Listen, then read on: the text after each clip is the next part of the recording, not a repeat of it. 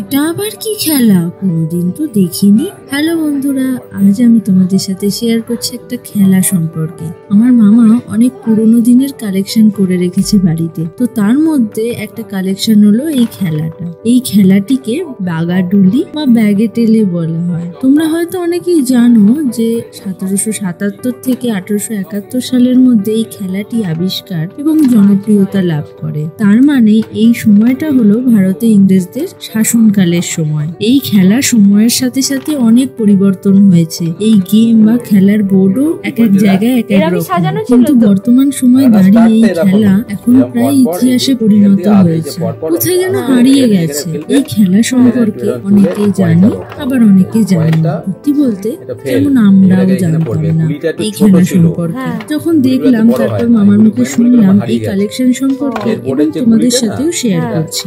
আমরাও একটু খেলছিলাম, তারপর মামার থেকে কালেকশন সম্পর্কে শুনলাম।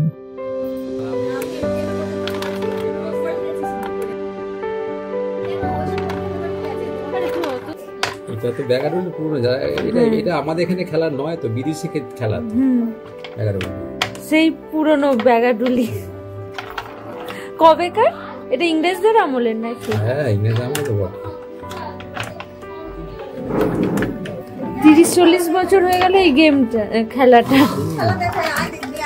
30-40 বছর তো আমরা পড়ে আসবি যন্ত্র করে রেখেছিলাম ছোটবেলায়, রেখেছিলাম। তারপরে পয়েন্টগুলো হয়ে গেছে।